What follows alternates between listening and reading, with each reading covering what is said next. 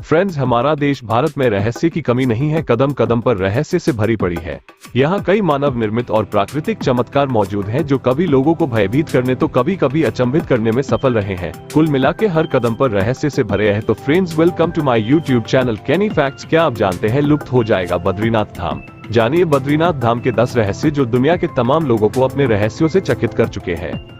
Please channel को subscribe करके bell icon दबाएं और ऑल पर प्रेस कीजिए ताकि आपको अगली वीडियो की नोटिफिकेशन मिल पाए। वीडियो को लाइक और शेयर करना न भूलें। आइए अब वीडियो को देखते हैं। Facts number 1। नंबर 1 पर हम आपको बता दें, केदारनाथ को जहां भगवान शंकर का आराम करने का स्थान माना गया है, वहीं बद्रीनाथ को सृष्टि का 8वां वैकुंठ कहा गया है, जहां भगवान विष्णु 6 माह निद्रा में रहते हैं और 6 माह जागते हैं। यहाँ बद्रीनाथ की मूर्ति शालग्राम शिला से बनी हुई चतुर्भुज ध्यान मुद्रा में है। यहाँ नर नारायण विग्रह की पूजा होती है और अखंड दीप जलता है, जो कि अचल ज्ञान ज्योति का प्रतीक है। Facts number 2।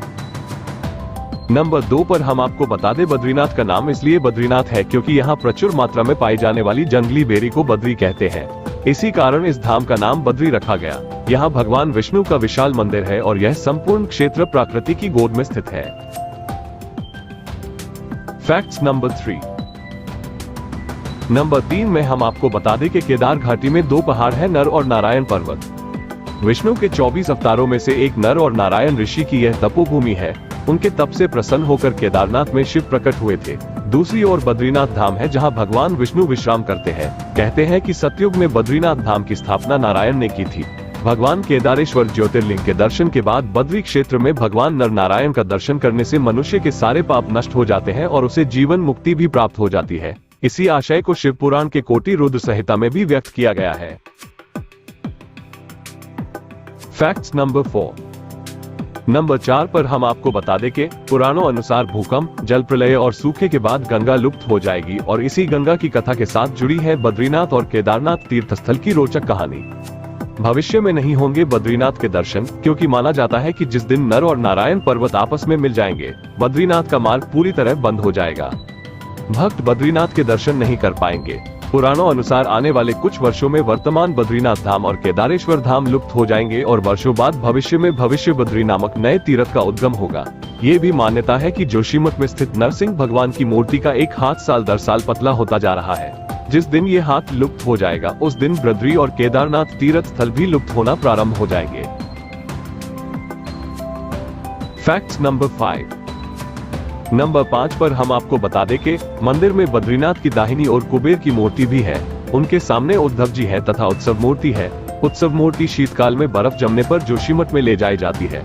उद्धव जी के पास ही चरण पादुका है। बाईं ओर नर नारायण की मूर्ति है। इनके समीप ही श्रीदेवी और भूदेवी है। Facts number 6। नंबर 6 पर हम आपको बता दें कि भगवान विष्णु की प्रतिमा वाला वर्तमान मंदिर 3133 मीटर की ऊंचाई पर स्थित है और माना जाता है कि आदि शंकराचार्य 8वीं शताब्दी के दार्शनिक संत ने इसका निर्माण कराया था। इसके पश्चिम में 27 किलोमीटर की दूरी पर स्थित बद्रीनाथ शिखर की ऊंचाई 7138 मीटर है। बद्रीनाथ में एक मंदिर है जिसमें बद्रीनाथ या विष्णु की वेदी है। ये 2000 वर्ष से भी अधिक समय से एक प्रसिद्ध तीर्थ स्थान रहा है। Facts number 7। नंबर 7 पर हम आपको बता दें कि बद्रीनाथ में अन्य कई प्राचीन स्थल हैं, जैसे अलकनंदा के तट पर स्थित अद्भुत गर्म झरना जिसे तप्त कुंड कहा जाता है, एक समतल चबूतरा जिसे ब्रह्म कपाल कहा जाता है, पौराणिक कथाओं में उल्लेखित एक सांप शिला है, शेषनाग की कथित छाप वाला एक शिलाखंड शेषनेत्र है, भगवान विष्णु के पैरों के निशान है, चरण पादुका, बद्रीनाथ से नजर आने वाला बर्फ से ढका ऊंचा शिखर नीलकंठ जो गढ़वाल क्वीन के नाम से जाना जाता है। Facts number 8। नंबर 8 पर हम आपको बता दें कि पौराणिक कथाओं और यहाँ की लोक कथाओं के अनुसार यहाँ नीलकंठ पर्वत के समीप भगवान विष्णु ने बाल रूप में अवतरण किया था। कहते हैं कि भगवान विष्णु जी अपने ध्यान योग और विश्राम हेतु एक उपयुक्त स्थान खोज रहे थे और उन्हें अलकनंदा नदी के समीप ये स्थान बहुत भा गया। उस वक्त यह स्थान भगवान शंकर और पार्वती का निवास स्थान था। ऐसे में विष्णु के एक युक्ति सोची। एक दिन शिव और पार्वती भ्रमण के लिए बाहर निकले और जब वे वापस लौटे तो उन्होंने द्वार पर एक नन्हे शिशु को रोते हुए देखा। माता पार्वती की ममता जाग उठी। वो उस शिशु को उठाने लगी, तभी शिव ने रोका और कहा कि उस शिशु को मत छुओ। पार्वती ने पूछा क्यों? शिव बोले यह कोई अच्छा शिशु नहीं है, सोचो ये यहाँ अचानक कैसे और कहां से आ गया। दूर तक कोई इसके माता पिता नजर नहीं आते। यह कोई बच्चा नहीं बल्कि मायावी लगता है। लेकिन माता पार्वती नहीं मानी और वह बच्चे को उठाकर घर के अंदर ले गई।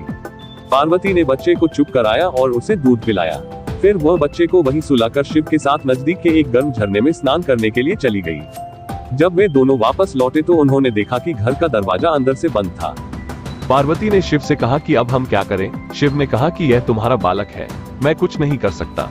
अच्छा होगा कि हम कोई नया ठिकाना ढूंढ लें, क्योंकि अब दरवाजा नहीं खुलने वाला है और मैं बलपूर्वक इस दरवाजे को नहीं खोलूंगा। कहते हैं कि शिव और पार्वती वह स्थान छोड़कर केदारनाथ चले गए और वह बालक जो भगवान विष्णु थे वहीं जमे रहे। इस तरह भगवान विष्णु ने जबरन बद्रीनाथ को अपना विश्राम स्थान बना लिया। Facts number 9। नंबर 9 पर हम आपको बता दें कि जब भगवान विष्णु ध्यान योग में लीन थे तो बहुत अधिक हिमपात होने लगा। भगवान विष्णु और उनका घर हिम में पूरी तरह डूबने लगा।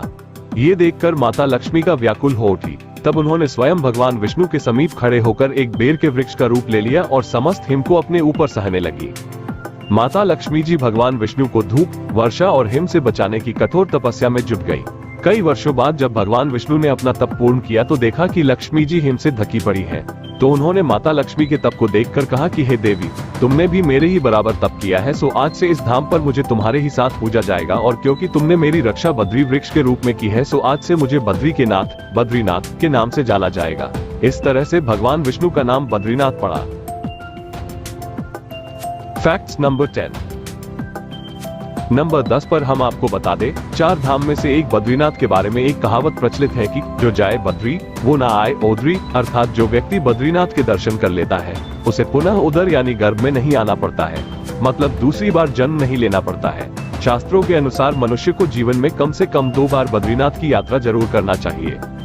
वीडियो को अंत तक देखने के लिए थैंक्स। प्लीज अगले वीडियो की नोटिफिकेशन पाने के लिए चैनल को सब्सक्राइब करें और बेल आइकॉन दबाकर ऑल पर प्रेस कीजिए। वीडियो को लाइक कीजिए और जितना हो सके वीडियो को दोस्तों के साथ शेयर करें। आज के लिए बाय, फिर मिलेंगे एक नई वीडियो के साथ। थैंक यू, जय हिंद।